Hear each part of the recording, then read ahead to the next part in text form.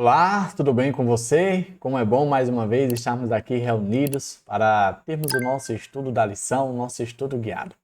Nessa ocasião, nós vamos dar continuidade àquilo que estamos vendo e conhecendo durante essa semana. E a saber, nós começamos um novo trimestre, uma nova lição, e essa lição vem abordando ali um tema geral sobre o estudo da profecia bíblica. Ou seja, será uma lição muito especial. Se você tem dúvida, você tem aí, quem sabe, curiosidade acerca e a respeito de alguma profecia bíblica, não perde essa oportunidade, porque durante esses próximos 3 meses nós estaremos estudando, refletindo e meditando nesse tema, tá bom? Antes de nós conhecermos qual será o tema do dia de hoje, eu quero convidar você a fechar seus olhos para orar, para nós buscarmos a presença de Deus e logo em seguida a gente nos debruçarmos com alegria no estudo do dia. Então vamos orar então? Senhor Deus, estás nos céus, muito obrigado, Pai, por mais uma oportunidade, por mais uma honra e privilégio de poder estudar a Tua Palavra. Sabemos que a nossa situação aqui é privilegiada de termos à disposição a Tua Palavra para estudar. Que a gente possa ser grato e que, acima de tudo, a gente possa ser oportuno, aproveitar esse momento de estudo para te conhecer mais, para saber os teus planos para nós e, acima de tudo, os planos eternos que o Senhor tem reservado para cada um de nós. Ah, Deus, perdoa os nossos pecados, as nossas inclinações maldosas e pecaminosas. Nós te pedimos isso no nome santo e poderoso do teu Filho amado, Jesus Cristo. Amém. Pois muito bem, hoje, terça-feira, dia 1º de abril, o tema do nosso estudo é a ordem para selar as palavras. Vou apresentar aqui dois contextos bíblicos que, de certo modo, um se opõem ao outro, né? Tem, vamos dizer assim, desfechos diferentes. E o primeiro contexto está ali em Daniel, capítulo 12, verso 4. Diz assim, ó: Mas você, Daniel, feche com selo as palavras do livro até o tempo do fim. Muitos irão por todo lado em busca de maior conhecimento. Esse é o primeiro verso, e daqui a pouco nós vamos falar um pouquinho sobre ele.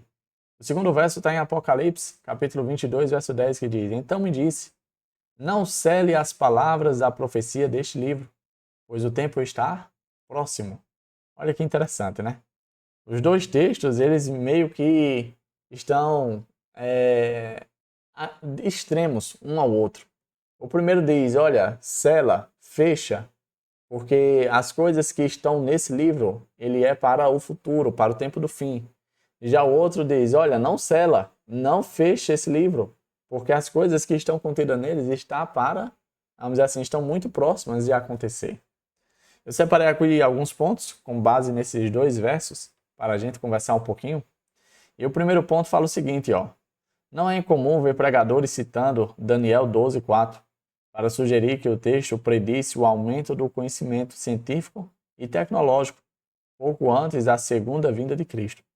Muitos também o usam para descrever os avanços na área dos transportes ao longo do último século. Olha que interessante, né? As pessoas, sem analisar o contexto, sem entender como decifrar a profecia, elas acabam tendo interpretações que não tem nada a ver com o que Daniel quis transmitir por meio do seu livro, por meio desse verso. Muitos pregadores, quando lê de forma isolada, sem fazer ali o estudo alinhado e correto da profecia, eles chegam a conclusões como essas. De tipo, não, Daniel estava querendo dizer que no fim dos tempos, né, a tecnologia, os avanços, o conhecimento iria, vamos dizer assim, ganhar escala de proporção grande, né? Iria aumentar, iria, vamos dizer assim, se espalhar pela face da terra. É isso que Daniel está querendo dizer, essa profecia se cumpriu, é isso mesmo. A gente vai ver no decurso do estudo de hoje que não é bem isso. E que Daniel também não estava se referindo ao avanço na questão automobilista, né, dos transportes aéreos, marítimos, ferroviários, né, automotivos. Não era isso que Daniel estava se referindo, mas sim a outras coisas. Você quer saber? Fica comigo, tá? Porque a gente vai descobrir o que é que Daniel quis dizer quando ele escreveu esse texto no seu livro. Sela as palavras desse livro, ou porque o que está para acontecer vai ser para o tempo do fim. E quando chegar esse momento, o saber irá se multiplicar. O outro ponto que eu destaquei é o seguinte: o anjo começa suas instruções dizendo: encerra as palavras e sela o livro. Né? A gente percebe que o anjo está falando ali para Daniel, ele não está se referindo a coisas externas, né? Coisas de fora, mas o verso está se referindo ao próprio livro de Daniel. Se a gente for analisar o contexto histórico, as pessoas, elas, quando estudavam o livro de Daniel, elas não entendiam. Até que chegou um determinado momento da história e o conhecimento sobre o livro de Daniel tornou, de certo modo, claro. As pessoas passaram a entender, a conhecer, a ensinar, a explicar de forma correta e verídica. Olha esse outro ponto que diz, ó. Isso torna Daniel diferente do Apocalipse, pois João foi instruído a não selar seu livro. Enquanto um fala para selar, o outro fala para deixar aberto, né? O livro de Apocalipse fala e ele deveria ser um livro compreendido, né? Inclusive, na época em que João escreveu o livro de Apocalipse, que ele enviava as cartas para as igrejas, as pessoas entendiam, né? Os símbolos que João colocava ali nas suas cartas, no livro de Apocalipse, eram símbolos conhecidos pela igreja primitiva.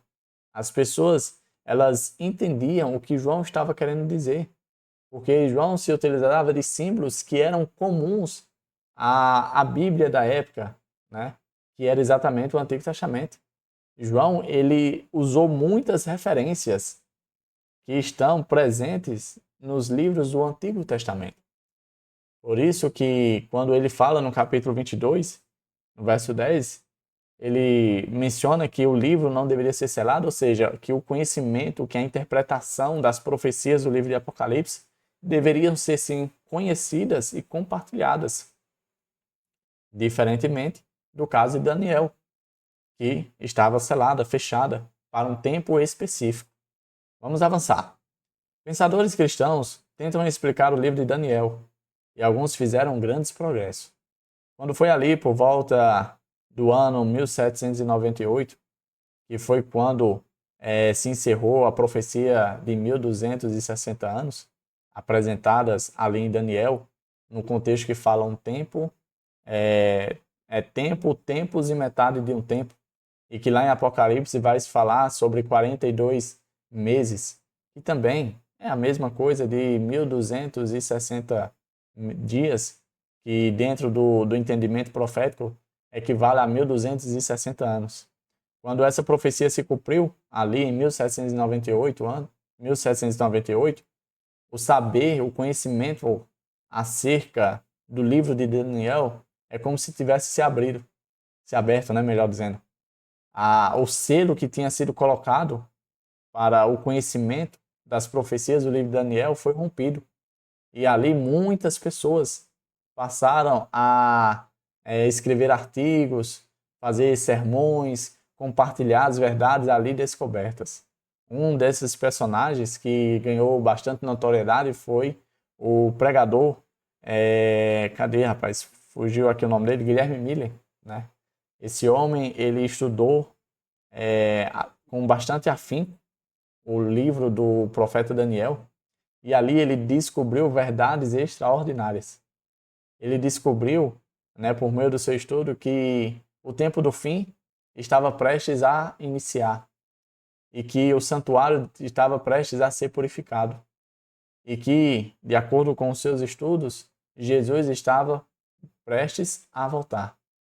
E então, por meio do estudo apurado do livro de Daniel, ele começou a difundir a pregação do advento, né, que é exatamente a pregação da espera da volta de Jesus. E isso ganhou muito espaço, uma escala extraordinária. Tudo por conta do saber, vamos dizer assim, do esclarecimento, né, da interpretação das profecias do livro de Daniel. Percebe como é importante a gente entender a profecia? Percebe como, de fato, o entendimento correto e assertivo da profecia promove o bem e traz luz, principalmente para aqueles que almejam estar na glória junto com o Senhor Jesus? Olha esse outro ponto que eu destaquei. Estudiosos chegaram à conclusão de que algo espetacular aconteceria por volta de 1843. Isso foi exatamente com base na profecia presente ali em Daniel das 2.300 tardes e manhãs, que se encerraria ali no período de 1843 aproximadamente. Quando eles estudaram, os estudiosos chegaram à conclusão de que o santuário seria purificado e que a purificação desse santuário seria a volta de Jesus. Bom, a profecia estava correta, algo iria acontecer. A única coisa que estava equivocado era com relação ao evento. Jesus ele não iria voltar naquele dia, naquele ano, mas Jesus iria adentrar vamos dizer assim, no ambiente santo dos santos, do santuário celestial. E ali ele iria começar o juízo investigativo, que é exatamente o marco inicial para o tempo do fim. Em outras palavras, graças a esses avanços, a esses estudos, a esse esclarecimento, as interpretações feitas no livro de Daniel, que hoje eu e você sabemos que estamos vivendo no tempo do fim e que muito em breve Jesus vai voltar, porque nós já estamos nos finalmente deste mundo. O outro ponto que eu destaquei diz assim, o nascimento do movimento mundial adventista foi o cumprimento da predição de Daniel de que o tempo do fim, o saber se multiplicará. A gente vê que graças ao saber se multiplicando por meio do livro de Daniel, foi que surgiu o movimento adventista, ou seja, a Igreja Adventista do Sétimo Dia. E graças a esses avanços no conhecimento, é que outras verdades vieram à tona. Como, por exemplo, a verdade sobre a questão da morte. Como, por exemplo, a verdade com relação à salvação, né? A verdade com relação ao mandamento esquecido, que é o sábado. Hoje, a grande maioria dos cristãos observam o domingo, que é um dia pagão, de origem pagã, onde os pagãos da época, né, as pessoas ímpias que não temiam a Deus, cultuavam os seus deuses no dia de domingo.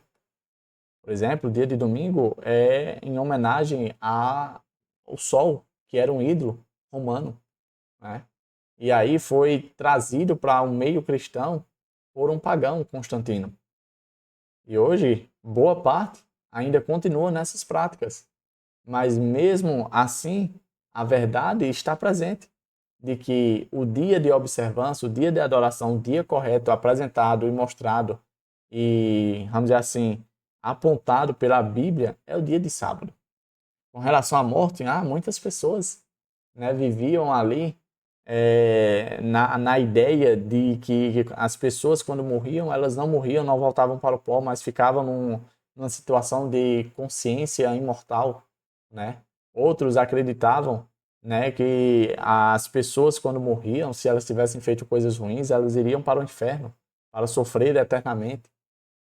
E aí, graças a essas interpretações, a esses avanços, vamos dizer assim, essas inverdades caíram por terra. Porque a própria Bíblia mostrou a verdade, mostrou o caminho, mostrou como eu e você devemos viver o nosso cristianismo. O último ponto que eu destaquei diz o seguinte: em contraste, devemos ser gratos e humildes por conhecer a verdade bíblica. Se hoje eu e você estamos aqui estudando essa lição maravilhosa, se hoje eu e você temos conhecimento de verdades, vamos dizer assim, que de fato agregam na nossa vida e contribuíram grandemente para os passos que eu e você estamos dando em direção à graça, à salvação, tudo isso foi porque alguns anos atrás, pessoas se dedicaram ao estudo do livro de Daniel. Pessoas, a gente costuma dizer aqui na nossa região, queimaram suas pestanas, ou seja, se dedicaram, né, estudaram com responsabilidade, com interesse, com humildade, querendo de fato conhecer, querendo de fato fazer a vontade de Deus. E Deus cumpriu a sua promessa, a sua profecia, de que quando chegasse o tempo certo, ele iria revelar, ele iria apresentar, ensinar. E foi exatamente isso que aconteceu. Hoje eu e você vivemos um período de privilégios, um período de que tudo aquilo que está presente na palavra de Deus está revelado, está explicado, está conhecido. E o que cabe a mim e a você é determinarmos tempo de qualidade para nós nos desenvolvermos cada dia mais e assim crescermos diante de Deus e diante dos homens em sabedoria e em graça. Tá certo? Chegamos ao fim de mais um estudo guiado. Hoje falando do tema a ordem para selar as palavras. Foi apresentado aqui, né, que quando Daniel teve a visão, o entendimento das profecias contidas no livro de Daniel ficariam retidas por um período de tempo. Mas que quando chegasse o momento, Deus iria, vamos dizer assim, revelar todo o seu plano para os seus filhos. E que bom que nós hoje tomamos conhecimento de mais um cumprimento de profecias, tá bom? Que o Papai do Céu te abençoe, te proteja de todo mal. Eu quero te ver amanhã para a gente dar prosseguimento ao nosso estudo da lição. Até a próxima e tchau, tchau.